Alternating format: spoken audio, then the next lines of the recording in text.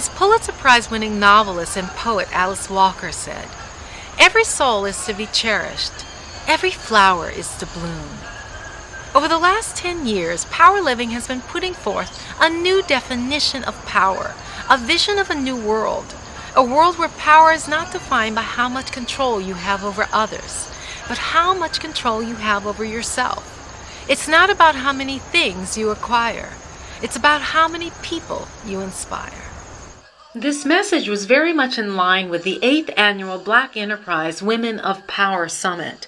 The theme this year was Your Power, Claim It, Own It, Live It.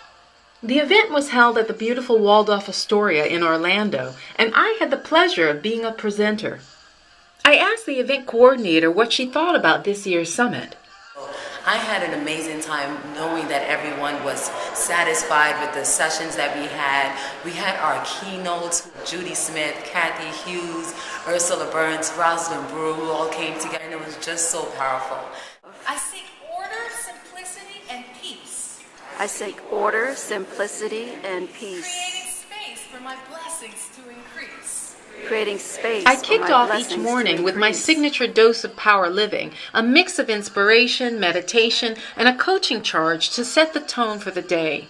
I asked Sonia Aline, who invited me, about the purpose of the summit. For most women, if you were smart and dynamic, if you started in an entry-level position, you could move pretty quickly through a few promotions. What we found consistently is that once women hit middle management, they struggled from there to advancement into the C-suite.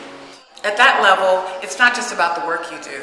It's about your network. It's about how politically savvy you are, who you know and who knows you, who's advocating for you in your organization.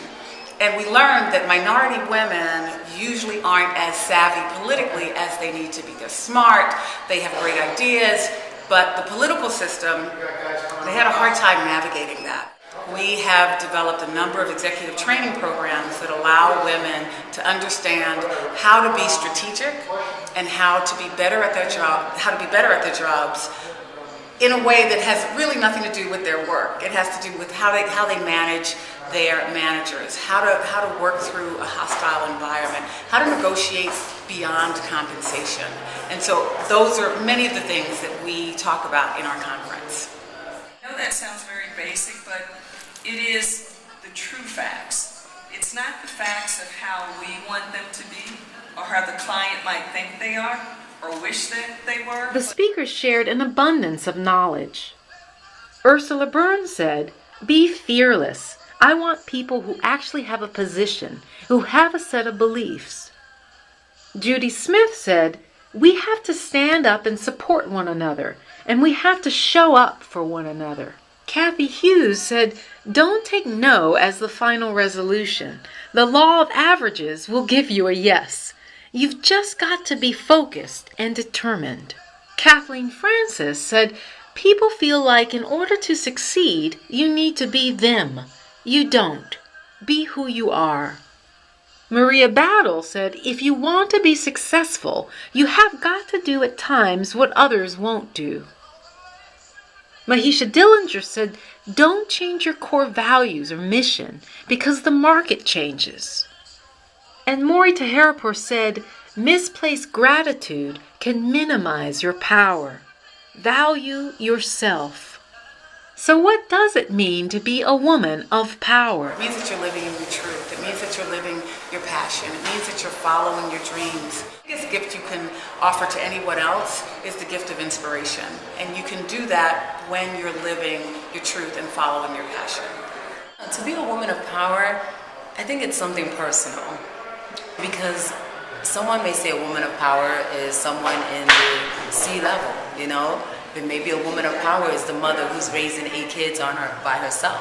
So, I think being a woman of power is making sure that you know your passion and then you're going after it and that you're happy. Because I think once you're happy, I think that brings out your power. When you love what you're doing, you're powerful at it. So I think that's what a woman of power is. It's just about going after your dreams. And it's about this year's theme, about claiming it, about owning it, and about living it. What is your definition of a woman of power? What are the traits you admire in other women? Isn't it time to claim it, own it, and live it? The power is in your hands.